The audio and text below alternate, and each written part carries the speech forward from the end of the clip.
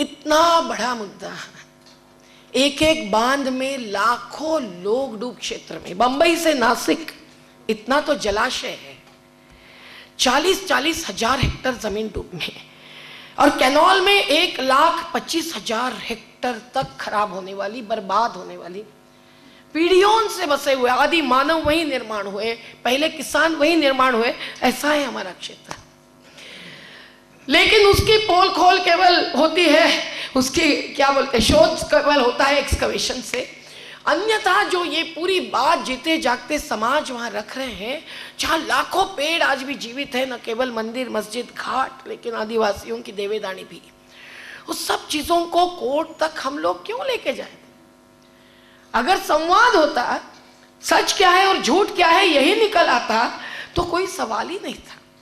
लेकिन भ्रमित करने वाला प्रचार प्रसार और भ्रमित करने वाले आंकड़े, गलत मंजूरियां और पूरी प्रक्रिया जनतंत्र विरोधी, 10-10 साल तक ट्रिब्यूनल, एक प्रकार से कानून निर्माण करने वाली बॉडी जो डिक्री देते हैं, ट्रिब्यूनल अवार्ड, एक एक नदी के बारे में, कावेरी हो, कृष्णा हो, गोदावरी हो, लेकिन उन्होंने 10 साल में एक गांव को भेंट नहीं दी, केवल मंदिरों को भेंट दी। ये इटिनरी है। 5 वॉल्यूम्स में आदिवासी शब्द नहीं रखा। ये भी एक प्रकार की process of judicious decision which would be in favour of justice. लेकिन क्या उन्होंने जजमेंट किया? क्या उन्होंने लाभ हानि का ब्यौरा देखा? क्या उन्होंने उन लोगों को देखा, पहचाना? क्या उन्होंने लाभ सही निकलेंगे कि नहीं, कच्चे तक पहुंचेंगे कि नहीं, इस पर कभी सोचा? पूरे 5 वॉल्यूम्स पढ़ने के बाद हमारा पूरा निश्चय हो गया कि इन्होंने कुछ भी देखा नहीं है। ट्रिब्यूनल का कोई मतलब नहीं, अगर मतलब है तो केवल पुनर्वास के अच्छे जो थोड़े सिद्धांत रखे गए उससे है। लेकिन अगर उसको भी न मानने वाली सरकार सामने आती है और सालों तक केवल इसका इस्तेमाल करो, इसका अमल करो, अधिकार को न कुछ लो, ये कहते हुए भी सुनवाई नहीं होती है, सच्चाई के बदले पूरी भ्रमित करने वाली यंत्रणा हमारे पर हमले चलते हैं, तो फिर आखिर में 1, 2, 4 रिपोर्ट्स के बाद सही, विश्व बैंक को हटाने के बाद सही, भारत की कोर्ट में जाना पड़ता है। क्या चित्र देखते हैं आप? जो सामने खड़े होते हैं वकील, हमारे प्रशांत भूषण जी, शांति भूषण जी जैसे वकीलों के सामने, वो जानते हैं अच्छी तरह से कि क्या स्ट्रेटेजी होती है, किस प्रकार से चिल्लाना, किस प्रकार से बात रखना, किस प्रकार से सत्य सामने नहीं आने देना। हजारों कागजात और लाखों लोगों का मामला ऐसे निपटना चाहते हैं, और फिर आखिर जजमेंट कैसा आता है? 2 विरुद्ध 1 विरुद्ध 2 का। एक जस्टिस भरूचा जो भ्रष्टाचार मुक्त अंत तक माने गए, जो बहुत गहराई में देखने वाले थे, जो 6 साल वहां डटे रहे, उन्होंने कहा कि इसका तो प्लान ही नहीं है, इसको तो मंजूरी ही नहीं है, वो निरस्त हो चुकी है, इसके तो लाभ हानि के हिसाब ही नहीं किए गए, पुनर्वास की योजना नहीं, इतना ही नहीं, लाभों की भी निश्चित ही नहीं है, ये सरकार की कमेटियां कह रही है। लेकिन उनका बाजू में रखकर भूतपूर्व कोई जस्टिस कृपाल जब से आते हैं तब मामला बदल जाता है। वो कहां से आए हैं और कहां जाने वाले हैं? गुजरात से आते हैं और कोका कोला में जाते हैं।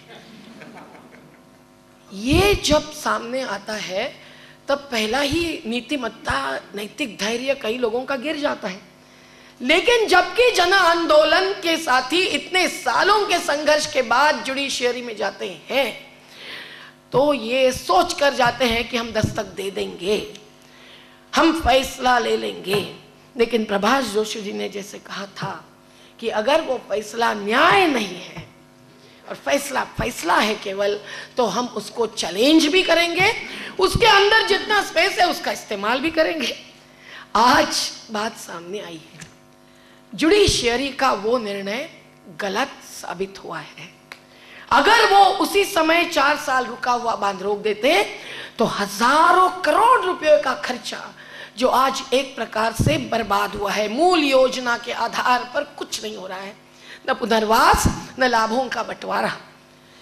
कैनाल से नहीं बनाने दिए गुजरात के किसानों ने, क्योंकि वो अपनी भूमि देने को तैयार नहीं, जबकि डूबने वालों की भूमि तो जबरदस्ती कानून, ब्रिटिशों का भू अर्जन इस्तेमाल करके ले ली गई, लेकिन लोग हटने को तैयार नहीं, क्योंकि उनके लिए विकल्प तैयार नहीं है। और 500 करोड़ का भ्रष्टाचार की न्यायालयीन जांच मैंने 2 साल केस खुद प्लीड करने के बाद हमने पाई है, जो चल रही है। तो देखिए, देश हित के नाम पर देश की तिजोरी का पैसा, प्राकृतिक संसाधन को बर्बाद करना और सही जनतांत्रिक प्रक्रिया जो पूर्ण क्षेत्र अनुसूचित जनजाति क्षेत्र होते हुए, जहां बड़े बड़े गांव भी है, केले पपीते की बगीचे भी है, लेकिन शेड्यूल्ड ट्राइब एरिया होते हुए कितने सारे संविधान से लेकर कानून पेशा तक है, आदिवासी स्वशासन कानून, कि जिसमें ग्राम सभा को अधिकार है। उनको पूछे बिना भू अर्जन नहीं हो सकता, उनको पूछे बिना पुनर्वास मंजूर नहीं हो सकता है, विस्थापन क्या कहे। लेकिन फिर भी उसका उल्लंघन करते हुए अगर आगे ढकेला जाता है और वहां मामला आखिर में अटक ही जाता है, तो किसका निर्णय गलत निकला? लोगों का निर्णय सही निकला और न्यायपालिका का निर्णय, ये 2 वर्सेस 1 वाले सो कॉल्ड जजमेंट का निर्णय गलत निकला। इसीलिए गुजरात में सिंचाई का क्षेत्र इंडस्ट्रियल एरिया में अभी कन्वर्ट कर रहे हैं, क्योंकि कैनॉल्स नहीं बने, लोग जमीन देने को तैयार नहीं, और कच्छ के लोग भी गुजरात में जाने के लिए मजबूर हो गए। सभी इन्वेस्टर्स ने अपने केसेस डाल दी। 7 जजेस ने कहा हम भी तो इन्वेस्टर हैं नर्मदा के बॉन्ड्स को लेकर, तो हम नहीं सुन सकते अहमदाबाद कोर्ट में, इसीलिए सुप्रीम कोर्ट में गए। ये बात बताती है कि लोग, जनता धरातल की वास्तवता और अधिक अच्छी तरह से जानते हैं, न केवल जजेस। और वकालत करना, अधिवक्ता के रूप में प्रतिनिधित्व करना, दोनों बाजू की गलतियां हो सकती है, लेकिन वो एक बहुत जिम्मेदारी का व्यवसाय अगर नहीं रहा, जैसे कि आज नहीं रहा है, बहुतांश लोगों के बारे में लाखों का करोड़ों का बन गया है। एक बार का अपीयरेंस 2 से लेकर 10 लाख तक की कीमत जिन अधिवक्ताओं के लिए ला रहा है आज, वो इसी का नतीजा है या इसी का आधार है समझिए। तो फिर न्यायपालिका की इस पूरी प्रक्रिया पर पूरा विश्वास तो कर ही नहीं सकते हैं। और इसीलिए एक एक अनुभव, इस प्रकार की बात जो बनवारी लाल जी ने रखी, वो सामने ला रहा है। एनरॉन के कंपनी के खिलाफ की हमारी लड़त का भी यही अनुभव है। कई बार हम जेल में गए, कई बार पीटे गए, एनरॉन के पावर परचेस एग्रीमेंट को खोल के बताया। आखिर में एनरॉन खुद की करतूत से डूब गया, गिर गया, और हमारा निर्णय सही आया। महाराष्ट्र शासन से जुडिशियरी तक सबका निर्णय गलत ठहरा। ऐसे कितने, और एनरॉन के खिलाफ भी केसेस आज भी हमारे साथियों पर जारी है। बेरी हटाई गई उदारता से, लेकिन दूसरों पर जारी है। ये जो पूरा दोहरा व्यवहार जुडिशियरी लीगल प्रोसेस एक्शन को लेकर हम लोगों को दिखाई दे रहा है, इसीलिए एक कहना पड़ता है कि आखिर लीगल जस्टिस जिसको कहते हैं, कानूनी न्याय, उसकी भी एक सीमित मर्यादा है।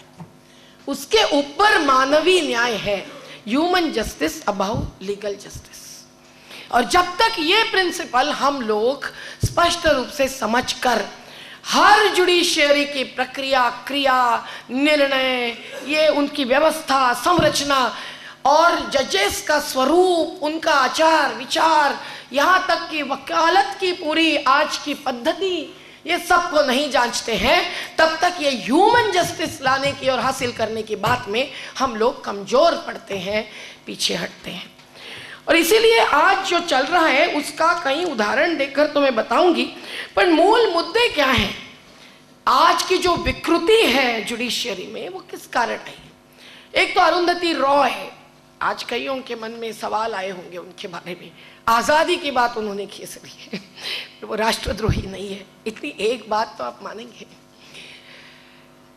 ये जो बात उन्होंने कही कि भाई ब्रिटिश लीगेसी चल रही है जिसके कारण उनको जेल भुगतना पड़ा, हमने वही बात अलग आधार पर कही थी प्रशांत भूषण जी ने और मैंने एफिडेविट्स में, हमको जेल नहीं भेजा गया। क्यों, मैं आपको फिर कानून में बताऊंगी रजिस्ट्रार ने हमको क्या कहा। लेकिन ये जो बात है कि ब्रिटिश लीगेसी आज भी इस सिस्टम में भरी पूरी चल रही है, उसके कितने सारे नतीजे हम देखते हैं। हमारे राणा डाया, राणा गोंजा पाड़वी गांव मुखड़ी के नर्मदा किनारे के पूरी जमीन डूब गई है, दूसरी जमीन सही और सबको नहीं मिली, तो उन्होंने नहीं स्वीकार किया है। वहीं ऊपर राजा के जैसे रह रहे हैं, एक पूरी पहाड़ी उनकी अपनी है, जंगल के साथ, नदी के साथ, मछली के साथ। कई बार वो सुप्रीम कोर्ट गए, हमारे हर बार 5-10 लोग वो पूरी प्रक्रिया देखने के लिए जाते थे और बैठते थे, और कई बार उन्होंने ये सवाल मुझसे किया और मुझे शर्मिंदा होना पड़ा कि ऐसा क्यों कि ये काले डगले वाले इन दोनों हम और जजेस के बीच में इतने सारे खड़े होते हैं कि पीछे के बेंचेस से हम देख भी नहीं सकते। कम से कम ऐसी स्टेडियम जैसी व्यवस्था हो जाए तो वो भी नहीं, और हमको कुछ बोलने दिया जाए हमारी भाषा में, इनके पास बहुत मुश्किल है कम समय में 2 मिनट्स कह रहे हैं, तो उसकी कोई सुविधा और उसका कोई स्थान नहीं, तो फिर कैसे होगा। मेरे पास राणा भाई के लिए कोई जवाब नहीं होता था, लेकिन यही जवाब और कुछ सवालों के बारे में देना जरूरी है। लोग पूछते हैं कि हमारी भाषा क्यों नहीं चलती, ट्राइबल डायलेक्ट्स तो कोई नकारते ही है, राष्ट्र भाषा भी नहीं चल सकती सुप्रीम कोर्ट में। हर एक छोटा मोटा पटवारी का पर्चा भी अंग्रेजी में ट्रांसलेट करो, उसके लिए दिन दिन बिगाड़ो, और 7-12 क्या है वो जजेस को मालूम नहीं है, उनके सवाल से मालूम पड़ता है। कितनी हास्यास्पद स्थिति है, पूरी वास्तवता से दूरी दिखाई देती है न्यायपालिका की। और इसीलिए भी ये पूरा सिंप्लीफिकेशन का, ये पूरा डिसेंट्रलाइजेशन का, एक प्रकार से पॉपुलराइजेशन इन सही sense of the term, Lokwadi जनवादी न्यायपालिका का निर्माण, ये भी हमारा एक मकसद होना चाहिए। सिंप्लीफिकेशन में और बहुत चीजें हैं कि भाई मार्जिन इतनी छोड़ो, डबल स्पेसिंग रखो, हरे रंग के इसमें ही करो, कितनी सारी कंडीशंस। अभी मैं प्लीड करती हूँ केसेस हाई कोर्ट में, सुप्रीम कोर्ट में भी हमारी खुद की, तो मालूम पड़ता है कि कितना घसीटना पड़ता है वकीलों को भी, जिनको कि बैठने के लिए सुप्रीम कोर्ट में जगह नहीं है। हमारे क्लाइंट्स, हमारे आदिवासी तो हरियाली पर बैठ जाते हैं, वकीलों को उसकी भी शर्म, तो बेचारे पूरा समय पानी नहीं पीते हैं कोर्ट में। अब किसी को अगर सही में कुछ प्रॉब्लम होगा तो पानी पीना क्या मना है, और क्यों मना है, यहां से लेकर सवाल मन में आते हैं। और ये इसीलिए है क्योंकि वो ब्रिटिश लीगेसी चल रही है, और इसको बदलना जरूरी है। ये अगर बदलना है तो आज जो सुप्रीम कोर्ट की हरियाली पर हमला आने जैसे कोई भी बैठते हैं, कई सारे 10 लोग आते हैं ढूंढते हुए, जो खोए हुए होते हैं, जिनके पास हर आने के लिए पैसा भी नहीं होता, पर कैंटीन में जाने की हिम्मत भी नहीं होती, और पता नहीं चलता कहाँ जाए क्या करे। तो इनके लिए जो ये न्यायपालिका एक्सेसिबल नहीं है, जो आज का विषय वस्तु